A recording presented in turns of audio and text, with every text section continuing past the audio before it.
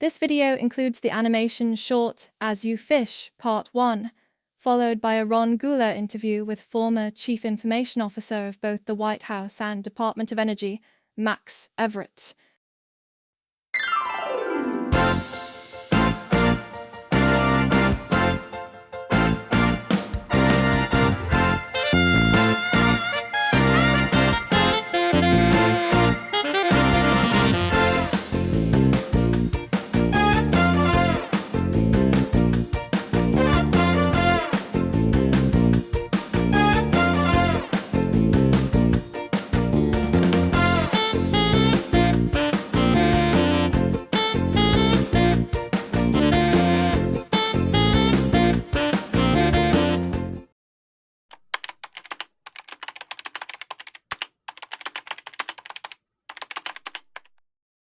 Erin has had me working really hard on a penetration test of her company.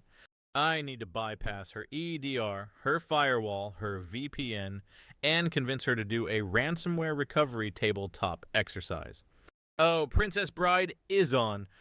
I wonder if I'm going to fall asleep and dream about a cyber-themed parody. Ron already animated something like this. Better be fucking goddamn funny.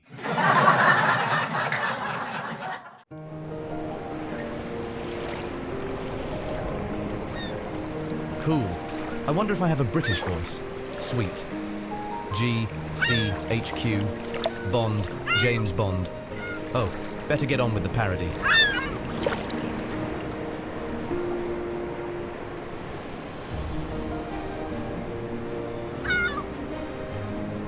Non-compliant. The dread malware Roberts is coming for us. I wonder if he's using the same bandwidth we are using. My sweet auditor Wesley will come for me. Non-compliant. We, Intrusion Montoya, the world's best EDR, 2FAZ, the world's strongest authenticator, and me, VP Anini, the world's smartest and most secure VPN, are all you need for security, my dear Princess Audit Cup. Nonsense. My Wesley says cyber products alone are the illusion of security. Non-compliant! I do not think that word means what you think it means. Enough of this banter! Time to get to the cloud and climb FedRAMP Ridge. Are you ready, 2FAZ? Like an exploit with one click. Stop that! That ransomware disk did format. Let's be on our way. Through Secure Gateway.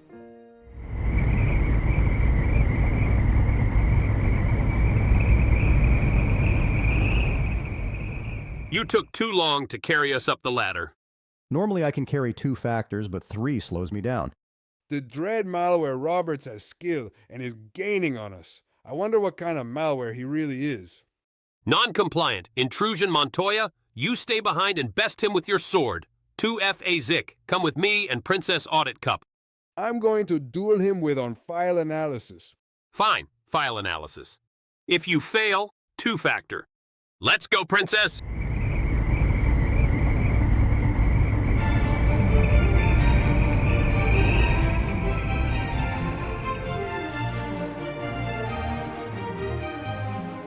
I don't suppose you could hurry up?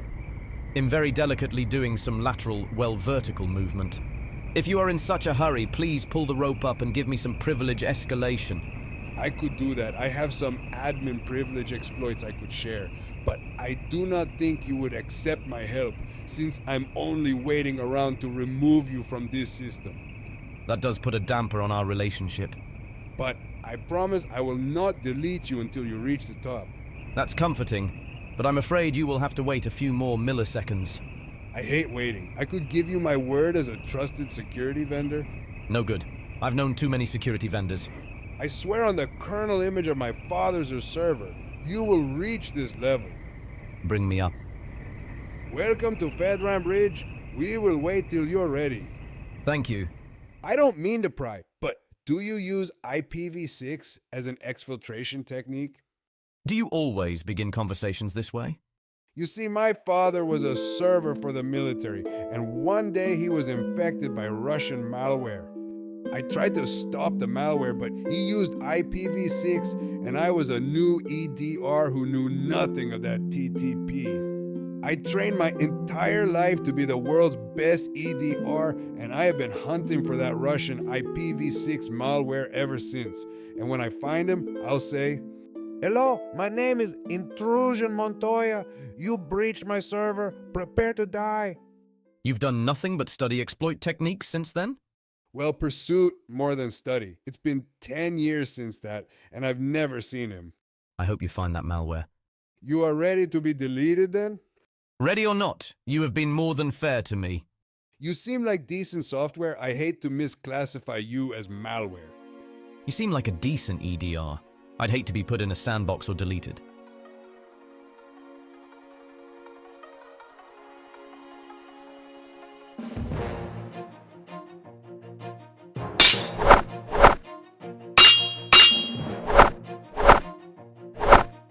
You are using non-MITRE attack evasion techniques. I thought it fitting, given your focus on file analysis.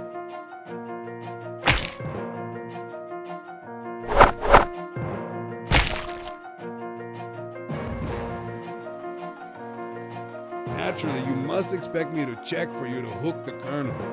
Naturally, unless I've already hooked the kernel.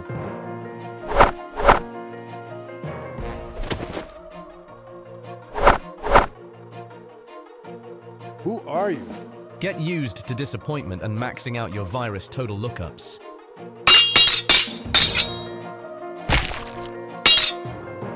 You are wonderful.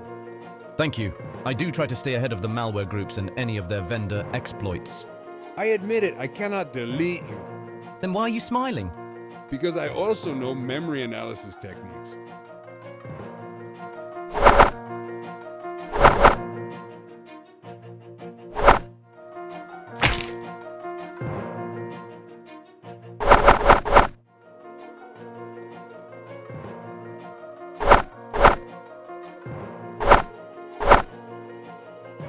Your analysis is amazing. It ought to be. I'm deployed on more than 30 million systems worldwide. There is one final thing I must tell you. And what is that? I can disguise my process execution with a variety of decoy threads that mimic existing processes, and hide my code within the cache of this system's GPU.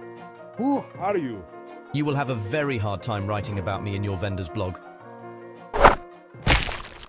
Delete me quickly. I would sooner delete this server's secret trove of humorous cat videos and Taylor Swift concert footage than I delete you. Please understand, I hold you in the highest of regard.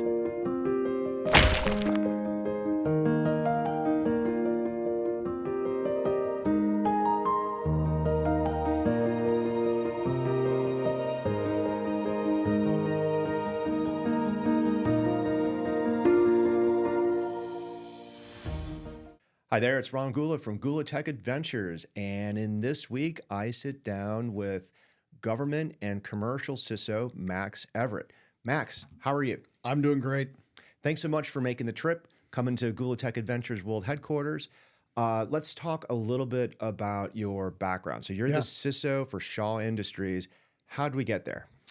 Well, that's a winding story I'm sure we'll get to, but I've been at Shaw a little over 3 years now as the CISO, and interesting because, you know, I've done the CIO background as well, but I've done more and more security, you know, through my career, and that was really my kind of my passion and my heart, and I happened to know some folks who were doing some work there when they were looking for a CISO, and I had a very first conversation with the CIO, and we immediately just had a rapport because he was the kind of CISO the kind of CIO that I like to be.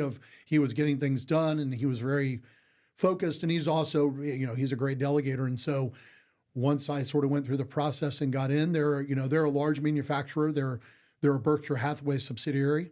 So they've got all sorts of, you know, incredible variety of sister companies I've learned about over the years. But Berkshire really lets you run, they expect each company to run itself the way they need to be run. And so it's not centralized like I expected walking in, but that's been good. And, you know, so Shaw is this long running flooring business, you know, very large, and, you know, the biggest seller of carpet in the U.S. And so that was great for me because really I had some desire to really know a little more on the manufacturing and OT world, which I touched on in some of the other roles I've been in as a consultant. But really, you know, we do so much. We're a manufacturer. We do OT. We have dozens of plants. All right. So CISO bingo, right? You said the word that you haven't said the AI word yet, right? But Not yet. we'll get to that, right? But you did say the other two-letter word that's on everybody's mind, OT. So how do you look at the OT problem at Shaw? Like what do you, I guess, without being here, I'm going to tell everybody where to hack me right now. Yeah. But like, what do you struggle with as a large consumer there? Well, we're a manufacturer. We're like every other legacy, and let's be honest, I don't know anybody who's not legacy unless you just are startup. And so you have a lot of these OT systems that may be older, and you're trying to keep them running because they're typically a big capital investment, right? I'm sure we'll talk about Department of Energy, but I go to National Labs.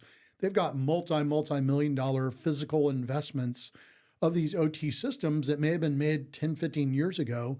Well, those are an investment, and you got to keep them running, but they may not have all the security controls and patches you want. And I think that what everyone sees, the way I look at the breakdown in OT is really, I think there's two visions of it, right? One is sort of this vision of we're going to keep it completely separate and isolated.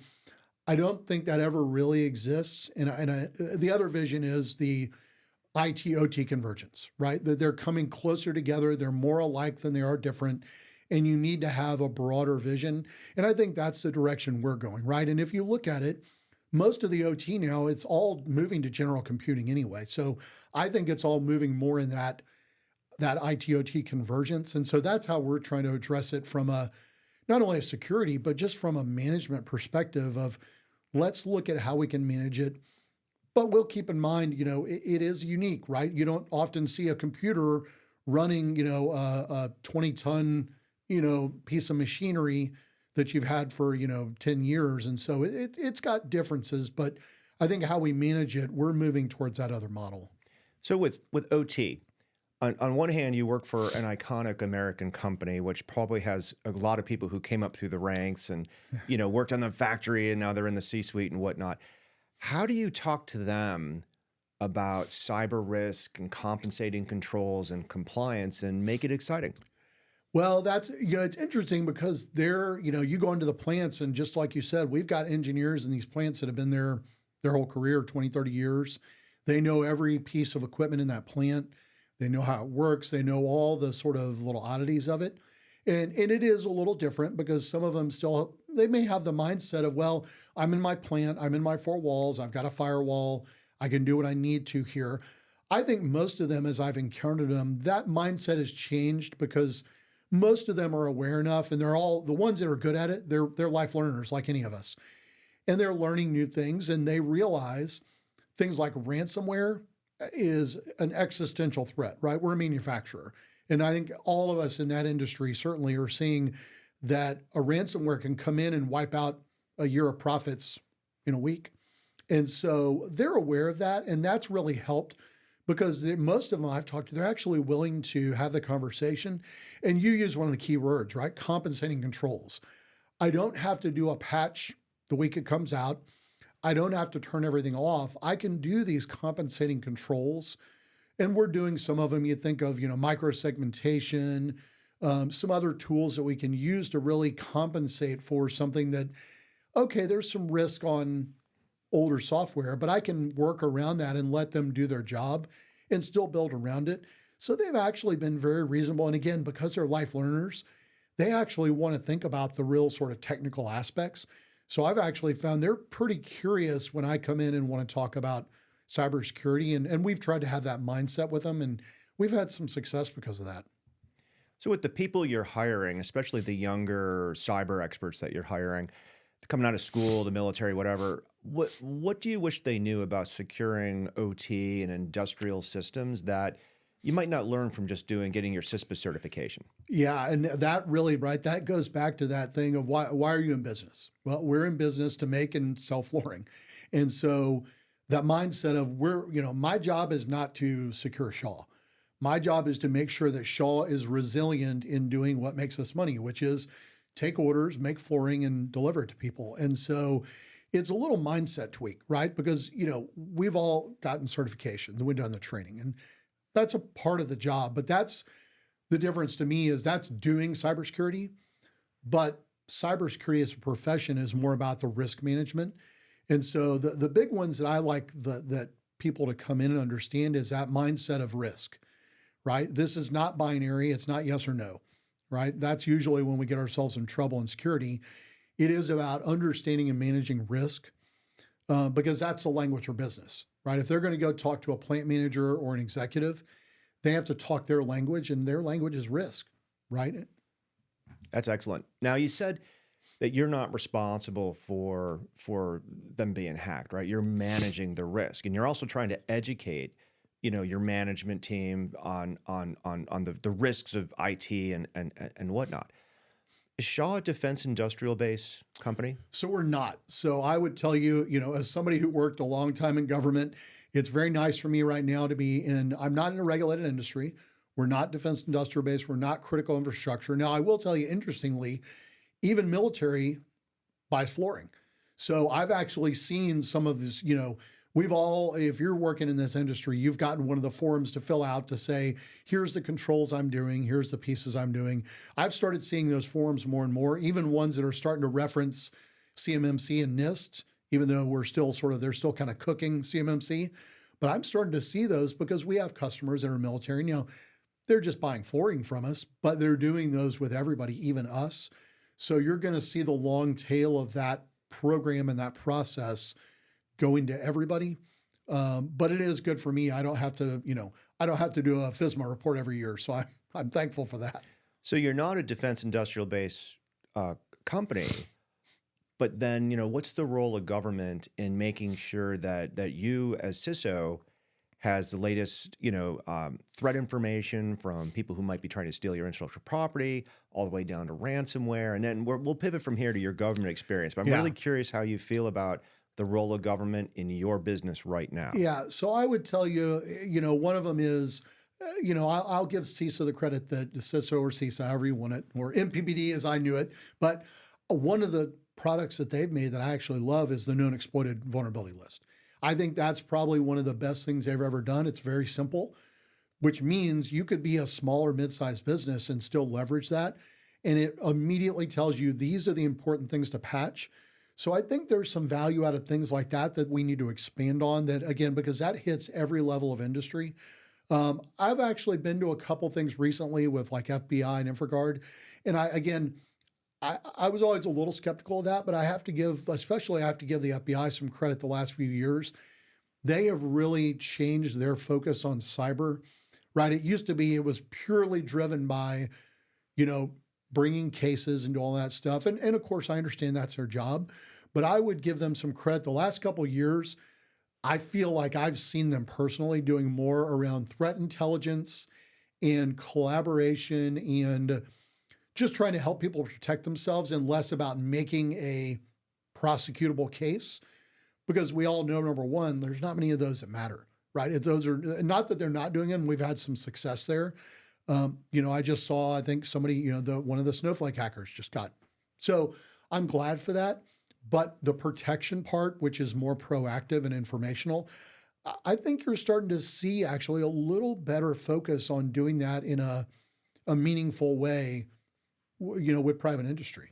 So I think that's a great way to characterize it. I think a lot of people who are new to cyber don't realize, they say public-private partnership, they say the role of government, but the reality is it's a complex ecosystem out there. But one of the reasons I want to have you on the show is not just because you're doing Shaw Industries and helping defend them, but you got to start out doing a lot of really unique federal government roles. I think the most prominent one, well, I could argue, well, let's just start with your White House experience. Yeah. How did you get involved working in IT at the White House? So that goes back to, my sort of early when I got into IT. So I ended up running the IT for President Bush's first campaign in 99, 2000.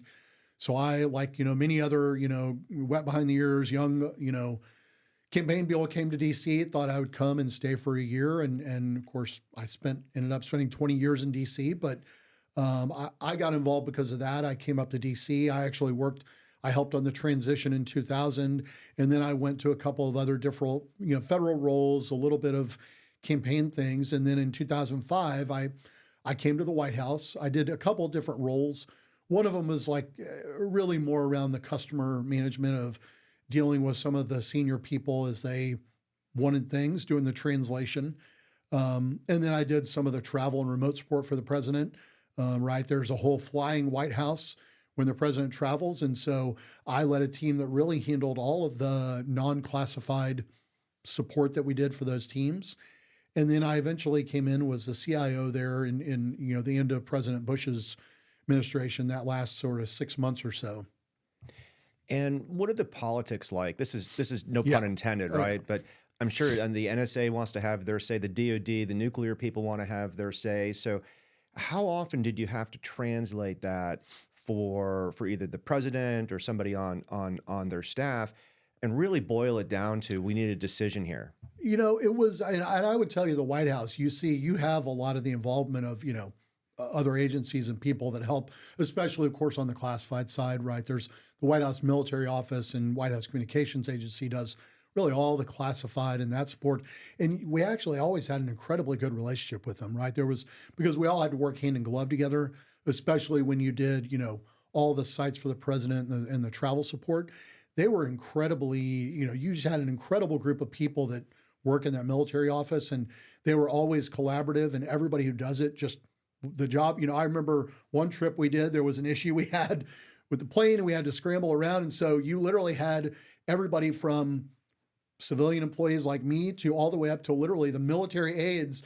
We were literally all lugging luggage to the bus to get people to the airport on time. So you saw this collaboration at every level, but especially on tech. What I think you saw was I actually leaned a lot on some of our partners like the NSA and people in terms of briefing, right? Because the reality was I understood those people, right? I worked in, political people tend to go a mile a minute, right? They're burning a candle. They know their clock's going to run out. And so they want to move fast. And I understood that because I worked in that world, but I also understood the risk. And so it was really good because I could lean on folks from DOD, folks from NSA. I would try and bring them in to do these briefings because they have a level of cachet and experience that even a young political person knows that. So they give that a little bit of respect. So it was actually helpful to have them come in and kind of give them the, almost the fear factor pitch about, hey, you need to know how dangerous a world we live in. And again, this was all still back in, 2006 to 2008, when I think everybody was just starting to understand all the vulnerabilities of our interconnected world. And they were big allies to me on explaining that to political people.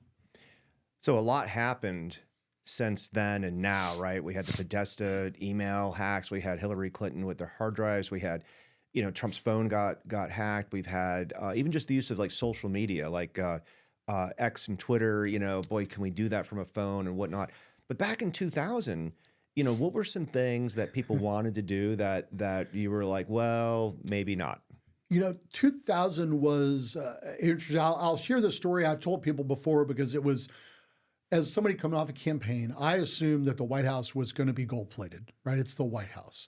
So when I was working on the transition in 2000, I think this was probably early January of 2001, I walk into a meeting with some White House staff, some GSA staff. These are all the career IT people. So I'm walking in to do a meeting with them, and I'll never forget, I walk in this meeting, and a guy comes in, he kind of flops in his chair. He's got that hangdog expression, his shoulder down. I said, so I look at somebody else like, hey, rough day? And he's like, oh yeah. He said, and he tells us the network's down in the East Wing of the White House. I was like, oh man, well, that's tough. I came off a campaign. If the network's down for an hour, I've got people scream bloody murder. And at that point, of course, I'm on a campaign. I'd been working, again, you got to go back to 2000. And if you don't have gray hair like us, you won't know these things, but you're all used to the world of, Cat 5 and Cat 6. But there were other networking technologies. Now, I'd been working for a couple of years at that point. Everything I did was, Cat 5 and all that. And so I said, well, how long's the network been down? I'm assuming probably a couple hours, 3 days. So it turns out they were still running, the old thin wire in the East Wing. And somebody had backed a chair over a wire. And for everybody who's been around, the old ring token network. Well, if you did your ring well, you could kind of figure out if the network starts here, stops here, I know where the break is. But of course, if you're in a legacy environment, people have run cables up and down, right and left. So it's not a real ring. It's, it's more like an eternal infinite loop. And so it took them 3 days to find where the break in the wire had happened. And so that was my first introduction to realize this isn't gold plated like I thought, because again, the White House runs 24/7. People, if you've ever watched when the president typically would leave, like in August, during the congressional break, if they go on vacation, people will make, oh, the president's on vacation. No. We plan for months for that, because when they leave, we roll people in 24/7 to do every piece of maintenance that we can on the West Wing and other areas, because the West Wing is really like this old mansion that we have run stuff through there. And so we're constantly having to deal with that. And people don't realize that when you're running something 24/7 like the White House, all of us in industry are used to, like, it's really hard to get a maintenance window. The White House, the phrase maintenance window doesn't exist, right? It is a 24/7 environment, and it's really difficult. And that's something I had no idea about until I was exposed to that, and then really was working day to day in it. Just the level, the pace makes it so hard to do even the most basic change. Your big advantage, like I've worked on a presidential transition, that's a rare time where we can swap some systems out a little bit.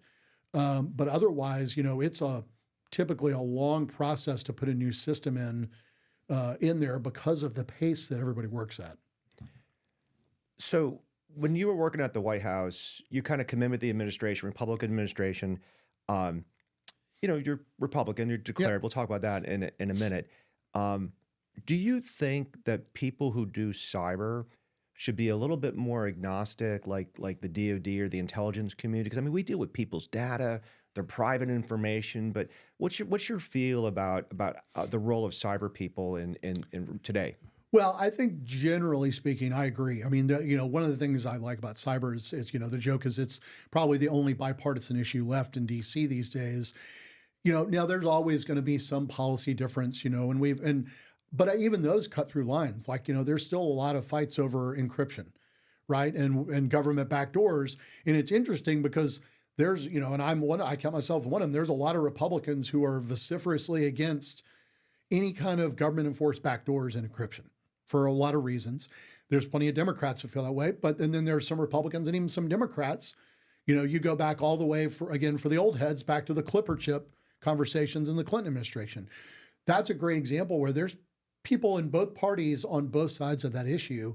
And I think it actually shows that part about cybersecurity, it's so fundamental that it is bipartisan. I think any of us of goodwill, we don't want to see anybody on any side for any reason get hacked or compromised, right? It's sort of a baseline need that we have. And so I think that has helped cybersecurity stay out of some of the crossfire that you see in a lot of other political areas, which I'm very glad for in most areas. There's still some issues in cyber that I get, but I appreciate that. I agree with that. All right. So from the White House, you were still involved in a couple more forms of government. Now we're filming this in December of 2024, just after the 2024 election. A key part of the elections is the convention. Yeah. And you got to help defend in cyber and actually become an operator for two of the Republican RNC conventions. What did you do and what was that like? Yeah, it's worse than that. I've actually worked. I worked on every Republican convention from 2000 until 2020, essentially ran the IT for pretty much all of them. It was a little weird in 2000, and I was coming in from the campaign, but it was. What's the IT footprint of a convention? Well, it's concentric circles, what I call it, right? So you have your core staff. The staff ends up being, at the end of it, probably 100, 150 people. So it's relatively easy because it's very straightforward, email, office apps, a few other things in an office. Then you get hundreds of volunteers. You're typically having to do mail for them. In the old days, we gave them BlackBerries and some things. Now it's a little more BYOD typically. But then there's another perimeter beyond that, right? Because then you've got an arena that you're building out into basically a large soundstage. So you're putting in a network, you're putting in, a phone system, you're supporting the entire, we've got our own producer. They're building their entire production facility, right? So They've got the backstage, the lighting, all those things. We've got, the teleprompters. We're building all that stuff out, working with our executive producer and other people. So it's really, it's kind of fun because it's, it's a mile a minute and you're building this thing.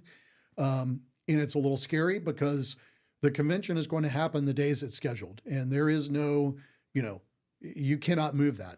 And so you're on a deadline and building that out. And of course, that's just, from 2000 till 2020, the changes in that when you think about wireless, cloud, other things, part of those made it much easier, right? A little more flexibility.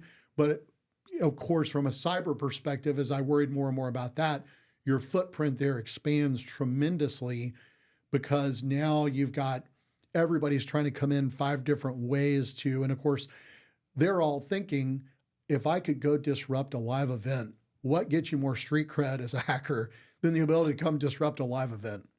Did you get DDoSes and attacks and all that kind of stuff? What kind of attacks did you see? We typically did. To your point, I think DDoSes were always, we were seeing those even back in I think in 2004. Those were, we had partners with big telecom companies, with a lot of the firms you would expect that would help protect on that. So we really had a lot of protection. We never had a real issue on the DDoS side. Honestly, I think the worst issue we ever had was, and at the worst time was actually in 2004, was social engineering, right? Which is because we're working with the community, we're working with the city, we're working with all these people. So you had people that basically had gone in and built sort of a dossier that they put out in public of the names, emails, phone numbers of all these people working on the convention, right? And then they're going to kind of harass them, call them, do whatever. And that was a great example where, well, they thought they're attacking this political entity, but most of the names and phone numbers they put out, they were all contractors, consultants. There were companies that had donated. So the names they were putting forward weren't even political, right? Some of them were on my team. They were just contractors and consultants doing their job, but their name gets put out there as though they're some political operative, and they weren't. And that's just, to me, is this great picture of the collateral damage of people who are not at all political, and where cyber comes in is going to protect everybody. And that was sort of what we saw over the years. With the conventions, are you tempted to use cutting edge, brand new cyber technology, IT technology? We did a little on cyber. We've brought in different partners and people to kind of help. The dirty little trick of the convention, and this is the case for a lot of startups, is you're starting from scratch. So one of my problems I saw as a CISO and a CIO is legacy. You don't have legacy in a convention, right? You're literally walking in. I would go, I would set up the mail tenant. I would set up all that stuff. So it's a new domain, new tenant, almost new everything. So you didn't have legacy, and you're going a short enough time that you can actually keep up with the patching and things. So that was actually made it a little easier, but we did bring in a couple different partners over the years to try things just to keep an eye on the security. And we would typically have some of the large tech vendors would come in, and they're bringing their whole team, right? Because once their name's on it, they're invested in it. And so they would bring their team. So I had over the years some incredible different cybersecurity people. Some I'm still in touch with. I just talked to a guy I worked with in 2004, 2 weeks ago, right? And he's, we've kept up. And he's a brilliant cyber guy, has worked at every big cyber company you could think of over the years. And so we had some great people that sort of kept us locked down. And it was just fun for me because I would walk into these and I'm working with these brilliant, smart people, all smarter than me, which is where you want to be because that's how you learn. So one of the reasons we got to know each other is through defending digital campaigns. Yep. And my time kind of came up, but we were looking for a declared Republican to help out with that. And I knew you had not only worked, in the Bush-Cheney administration, but you'd done these campaigns, you had done some convention work, and I thought you would be a really good candidate for it. So how has defending digital campaigns been? And for folks who don't know it, could you give a quick overview? Yeah, so defending digital campaigns was put together several years ago, and it was based off this idea of how do we protect, especially after like a lot of the stuff in 2016, right? And hacking of DNC emails and things. And so the idea, again, was what you and I have already talked about, which was, we all want to agree that we just want to protect those, right? Those, the campaigns, we want them protected because we want elections to be decided on the votes, right? And on that, and not distracted by hacks and leaks and things. And so they got an agreement from, the election committees basically said that companies could donate cybersecurity products without it being a political donation, because of course it's not, right? It's offered on a bipartisan basis to right now to any federal election, and they're starting to look at some state, elections where we can help campaigns protect themselves. Because I worked on, a convention has pretty good amount of resources, and I worked on presidential campaigns. But when you get down to like a House race, even a Senate race, they're typically stood up, they're smaller. They don't have often as many resources, and what they do all goes to ads. And so they may not necessarily have a full-time IT person. They definitely don't have a full-time cyber person. And so giving them just the basic tools to protect themselves right out the door, right? And we've done, things like Cloudflare to protect from DDoS, YubiKeys. We've got a whole laundry list of companies that are willing to give their products and services to protect campaigns. So I've actually liked it's really been great. We protected, again, this year, we got even more campaigns than we'd ever had who are signed up into different parts of it. And we're really working to expand that because, again, the goal is I don't want any campaign to have to think about that, right? They're moving too fast. They don't have the resources for it, and they shouldn't have to use a campaign donation to pay for that. We want that to be a baseline for everybody. So it's a it's a bipartisan board. We got Republicans and Democrats because we all sort of believe this is something that every campaign should have access to. And so I think it's going to grow again this next cycle and really help people protect themselves. Yeah, I'll put up the list of vendors that DDC is using. I mean, give them credit, right? Google, Microsoft, they led the way. A lot of people have donated. It is a C4, so if you donate, it will be public. But if you're donating to your favorite Democrat or Republican person, that's going to get public anyway. All right, so that's not even the last government role we got to talk about, right? So I think probably the most interesting thing I want to talk about, just because there's so many different things, is you got to be the CIO for the Department of Energy. And so my first question is going to be, where are the antimatter reactors, and did they get from the crashed Roswell thing or the one that was recovered from Utah? Your thoughts? That one I can't comment on, although I may have asked those questions a few times when I was there myself. So, I mean, I loved, energy. And for people who don't know, right, and I mean, I was in D.C. for a long time, and I knew little bits of it. People don't really understand. They think of energy, it's oil, whatever. No. It's all forms, right? All sorts of energy, but it's so broad, and it includes, but it's also got, basically all the design and building of nuclear weapons is in civilian hands within the Department of Energy, right? There's the National Nuclear Security Administration that works with our national labs that does that. And so most people have no idea that, the nuclear weapons establishment is there under DOE. And then we have all these science labs, right? So some of them we all know, Los Alamos and Sandia. If you know the history a little bit, you know where those are, and Oak Ridge. But then we've got all these other ones that are out there, Idaho National Lab and Oak Ridge, we've talked about, but, like little ones like Princeton, right? Well, they're doing plasma research, and Pacific Northwest National Lab. And so there's 17 of these national labs, and they're doing everything from, literally design and test of nuclear weapons all the way over to the most basic international science, right? So particle colliders, plasma, and everything. And it's a fascinating department once you get in there and realize all the things that are going on there. So on one hand, Department of Energy has its own separate form of classification, right? We talk about unclassed, secret, top secret, SCI, but they have Q clearance. Yep.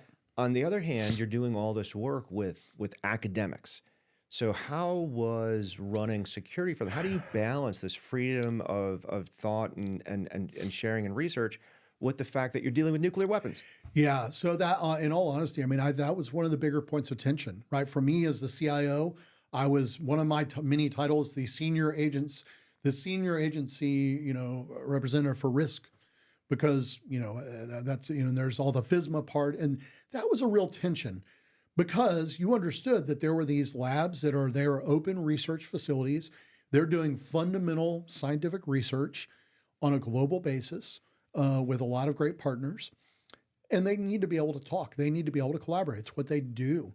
On the other hand, we're defending nuclear secrets, right? And others too. Like we do a lot of other research there that is U.S. based. And so I would tell you flatly, it was just a challenge. It was a wrestling match, and I tend to be on the more secure side. So I was probably considered very pushy by a number of my friends out in the labs. And one of the ways that I approached that was what I call, the federated model, right? And the federated model was, okay, and the lab model is very unique anyway. That's a whole other thing about how those are run.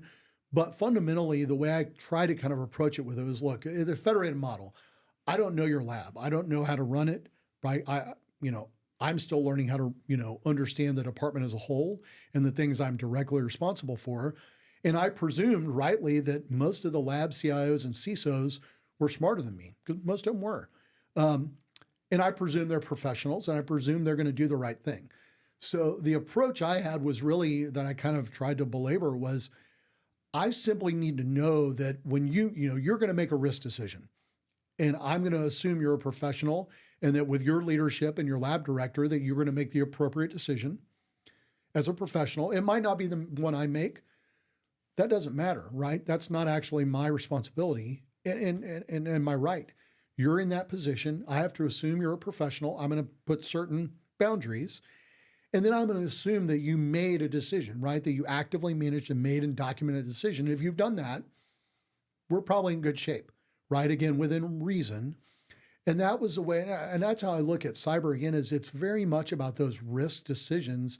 And if you're doing them knowingly, right, that you're not sort of closing your eyes, and that you're documenting them in some way, and that they're reasonably explained to the ultimate leadership. And that was actually one of the challenges I saw there that we've all seen, which was many of those lab CIOs were buried 3 or 4 levels down from the lab director. And, when I had the chance to meet with them, in fact, the lab directors would come every 6 months to the headquarters, and they would do a couple days of meetings. And to their credit, they would invite me to come speak to them on a regular basis and respectfully would listen. And my last conversation before I left, I got to go in with them.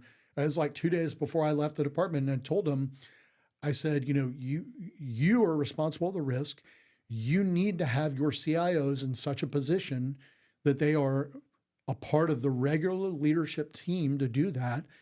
I said, because if you don't have empowered CIOs, then you're not innovators, right? And of course, that's a real stick. If you're a national lab director, somebody to say you're not innovative is a stick in the ribs. And so I really pushed that. And I was fortunate, my reporting was escalated to the secretary when I got there.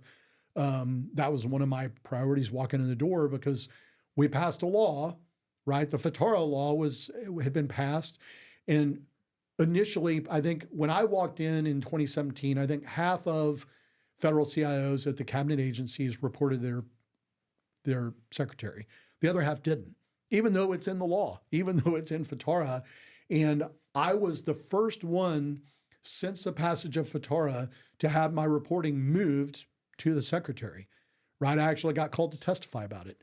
And Will Hurd, Congressman Hurd, who ran the committee along with Congressman Conley, they actually sent a letter to all those other agencies saying, why aren't you following the law of FITARA? And then they had a little letter talking about the fact that, Secretary Perry had moved my reporting up to him as the law required. So they really shamed. And I think after that, at least 5 other agencies corrected that and moved to follow the law and moved their CIOs up in that reporting. Now, of course, reporting is only half the battle, right? That's a piece of paper. It really is about the relationship and the actual conversations, but it still matters, right? Because if anybody's worked in federal, right, there's a hierarchy. And if I'm reporting to the secretary, that means something. People know that, right? It changes how they view what I say to them or how I'm perceived when I talk about risk and cybersecurity. So while you're at DOE, a lot happens politically. We have not only the creation of CISO, we've got the creation of ONCD. Now that happens. That didn't happen all at once, right? Yeah. CISO was first, ONCD was second. So just if you were still in charge of security at DOE, what would have been easier with these new focuses or these new arms of the government? Well, I think, I've told lots of people bluntly, like, I think the challenge to me with CISA is that they have too many things going on, right? Some of that is they're going too many directions, right? And I was a proponent, even when they were still in PPD, and I was a contractor there for years. I know where some bodies are buried.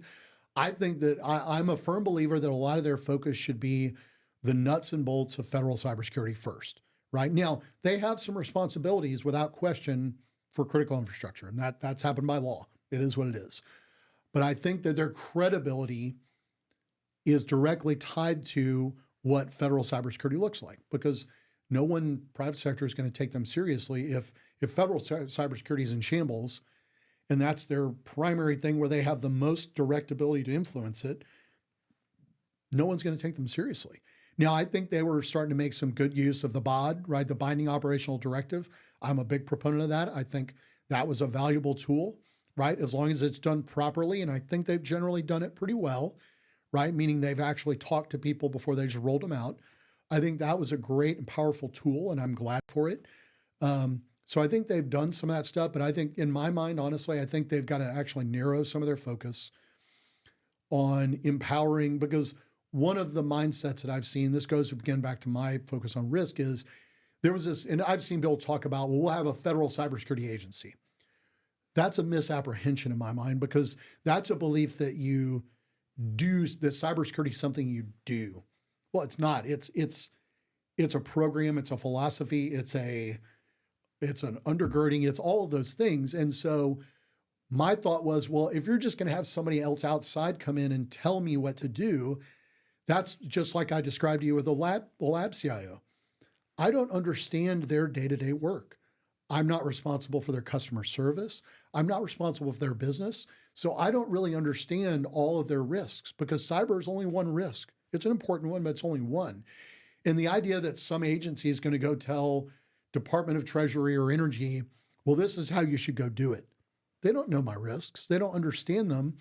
So they're going to either overrun in one area, or they're going to let me get away with, like, they're going to set the bar down here where I may need it up here for my particular risk. And that's the real danger I see with sort of this sort of pie in the sky part.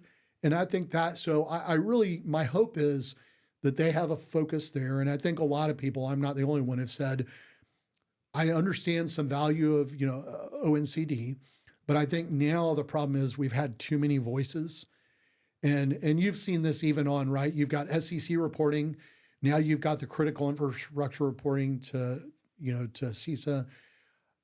And again, Congress, thankfully, there is a focus with some people up there about, let's consolidate these so that there is one single reporting level that goes in, and I'm not having to report to 3 or 4 or 5 different people. That's not sustainable. So what you're saying is there are aliens in Area 51. No. I'm kind of moved by the, Ronald Reagan, right? I'm from the government. I'm here to help. And now you've got 2 different government agencies. They're going to have ONCD, CISA. Look, I think it's progress, but I definitely think I hear similar thoughts from out there. I mean, I like the increased focus of cyber that's out there. Now, does ONCD and CISA get more focus on cyber for the agencies that are doing the work of the government? I think they do in a degree, but one of the challenges all of us who've been in government understand is when you go into these things, right, you still have to deal with appropriations, authorizations, right? So, anybody who's outside of that chain, they're going to run into a problem, right? So if ONCD says, well, here's our policy, right? And I've told people this before, right? And this is as somebody who's a presidential appointee and worked at the White House, but we have the plethora of executive orders. Well, executive orders are nice and they're a focus. And when the president puts something out, that should be the focus of the executive branch. But it still requires authorization, appropriation of funding to do it. And it still requires a level of interpretation and deliberation on how it applies to any particular function or focus area.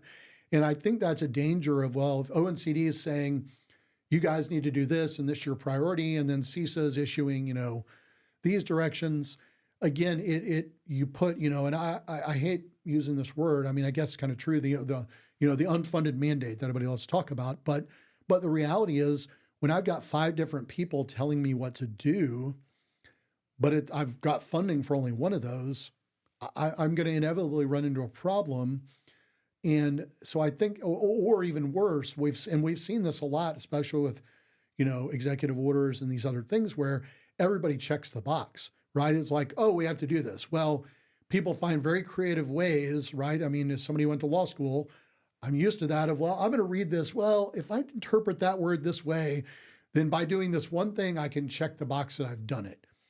But I haven't really accomplished the underlying goal, right? I've just checked the box. Now I can send it to OMB so they'll stop bugging me. Everybody gets tempted to do that when you're overrun by these. And so, again, that's where, to me, just having a little more singular voice about doing that is important. And then giving sort of the real support to the agencies. And, and I was talking to somebody the other day about one of the things, we got to look at is, I think somebody told me the number, they saw this in their OMB, was when you look across every sort of little micro agency, all these different little things, there's 120 of them. And almost all of them, they have their own IT, they're doing all their own stuff. Well, that's not efficient, right? Most of them don't have the money to do that at the level, but they're still trusted. They're part of the family. They may have trusted access to Department of Energy or Treasury or the White House. So I think there's got to be a look at doing some, and again, I think this has become a burned word in government, but shared services.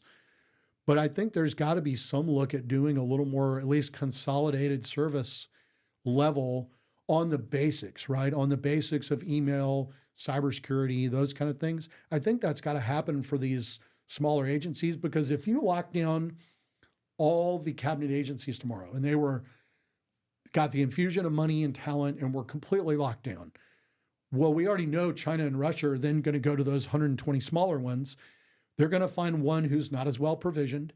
They're going to get in, and then they're going to use that trusted relationship through email, social engineering, whatever else. They're going to use that just like we've seen in the DIB. See, right? Same pattern. That's why we made CMMC. All right, I'm going to hit you with a variety of fairly tough questions. All right. Topic to topic to topic. This is word association. So brief reactions to what I'm going to say. All right. We had Q clearance, Department of Energy. When you went classified, you went into a SCIF. Do you think the private sector should have SCIFs? No. I think they quickly, what you see there is you run into just the interoperability loss that you have. And as somebody who's spent more hours of my life than I want inside the SCIF, you lose the interoperability that you have to have. How do you feel about Microsoft as an enterprise IT vendor and security vendor? This one makes me laugh because I have very geek, very techie friends who say, oh, you love Microsoft. And I've worked with them a lot. And I respect a lot of stuff with them. And they've gone through waves, right? They've had waves where they were doing really well in security, waves where they weren't, back and forth, back and forth. I think it's so hard with them because they are so big and they are so laid into everything that at the end of the day, you're hard pressed to know, are they, but they keep getting hit. So it's like, are they doing a bad job? Or are they simply so big as a target that it's simply unavoidable for them when they've got the resources of Russia, China, Iran going after them? Could anybody hold up under that? I think that's a real tough one, but I think it does lead to some questions we have to ask about what and where we're going to make our dependencies, with any one company. I mean, we have some of the same thing we could say with AWS Cloud. We established Shaw as a private company. Do you believe or not believe that if it was a public company, that under SEC scrutiny, you would have better or worse or indifferent cybersecurity? Yeah, well, this is harder than your government, your congressional testimony. So, well, I'm going to tell you, now the good thing I'm going to add, being at Shaw, we're part of the Berkshire family. We're a wholly owned subsidiary.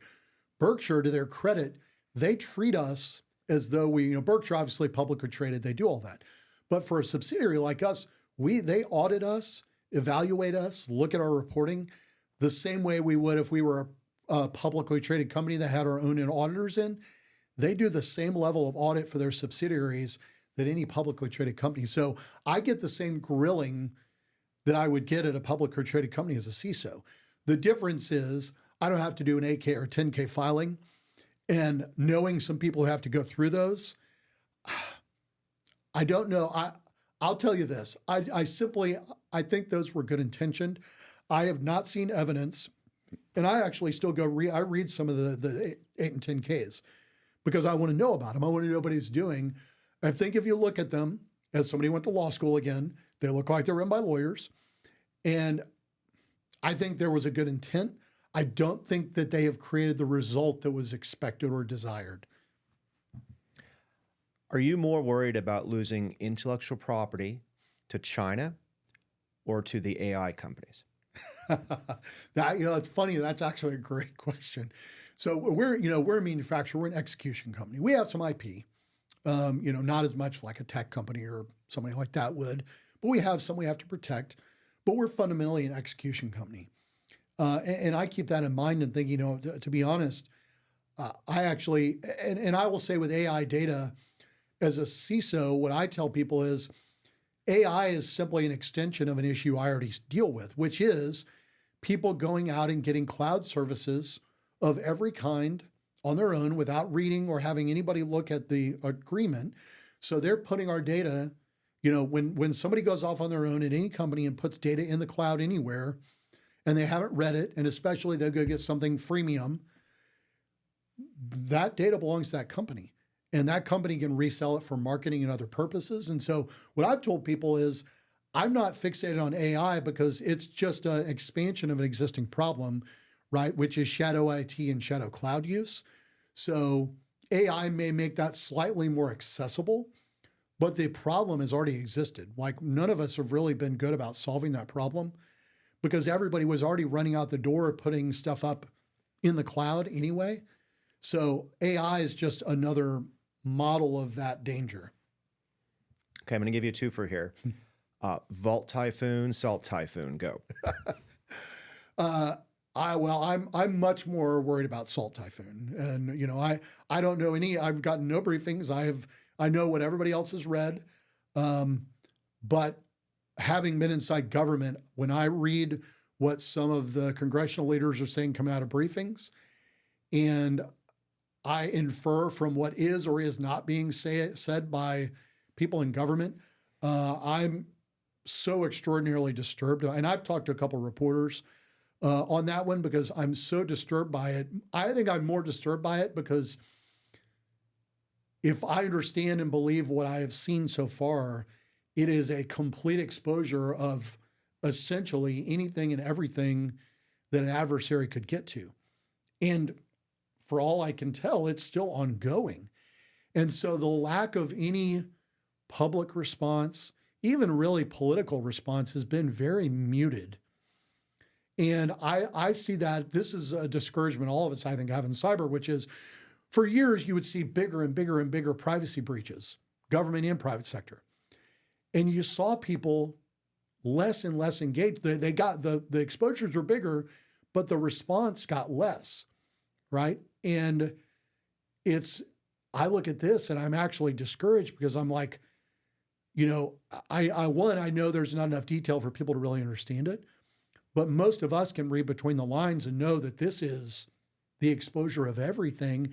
And there's no real response from people of like, this is catastrophic. Like, I don't need a 6-month study by the safety board at CISA. I need Congress and the White House stepping in immediately saying, we have to tear it all down and rebuild it, because kind of what I read, that seems like what's going to have to happen here. So it's interesting. I think as an industry, cyber, the vendors, the IT vendors, they've really done a good job of basically shrouding how vulnerable things really are, right? All the social media people say your stuff's secure, but then they sell all of our traffic as advertising data. The phone companies collect and sell all of our data. The the people who make the phones, it's really hard to even kind of figure how secure they are. So then when something like this happens, you're talking about tapping the backbones of our thing. there's no way for the general public to even, talk about it. How do you address that? Well, I don't have the right drink here, but one thing is there's somebody I know who said data care. Yeah, there you go. But it's and Ron can tell you more, and Cindy can tell you even more, Cindy Gula, about that. But that's the good thing about her idea of like data care is putting it in language a regular person knows, right? I think that's one of the fundamental ideas of that Cindy's put forward about this idea of data care is don't talk about cybersecurity, data protection, encryption. No one knows or cares about that. Data care about your data. Like, and I approach that even when I do like cyber briefings for any crowd, I try and talk about the personal part, right? Hey, I'll talk to you about, Shaw security and cybersecurity, but by the way, you need MFA on your personal, you need MFA on your kids' accounts, you need it on your email, because all of us, at the fundamental level, if I talk about you, I talk about your family and their protection, we're all going to pay attention to that. And I think and again, that is a failing, you're right, by security professionals, the industry, and everybody is we really haven't gotten that through to people about how much of our data is out. And a lot of us, I'm too cavalier about it, right? I've been trying to be, I'm a monster to my daughters because I'm one of those parents who's holding out until the bitter end before I let them even have a phone, because I'm already addicted to my phone and their little wiring is not ready for it. But the same with social media. And I'm like, oh, you'll be mad at me now, but I'm doing what we think is better for you. And I think that we almost maybe as a society even have had a real failure there at multiple sort of levels, right? So it's not like you can I don't blame the companies necessarily or the politicians or whoever, like kind of all of us as a society have dropped that ball there and getting everybody to really care about, hey, I know you're like, well, I just get some other ads. It's actually so much deep. We all know it's so much deeper than that. Like the things they're going to start to figure out about you and use to, manipulate you and your feelings and these things, we don't really think about that very well. And so understanding that you do have to protect your data. Maybe you should turn off, the microphones so that your phone can't listen to you. Like that probably is not a bad thing. Well, Max, thank you very much for coming on the show and taking my questions. And also, I think anytime somebody works at the White House, thank you for your service, all that sort of stuff. Are you on LinkedIn? I am. Yeah, I'm on LinkedIn. So I will put your LinkedIn profile up. People can contact you. And thank you again. Thanks very much. I'm Ron Gula, Gula Tech Adventures. I hope everybody enjoyed this. If you like this sort of content, share it with your friends, subscribe to the channel, and I hope you have a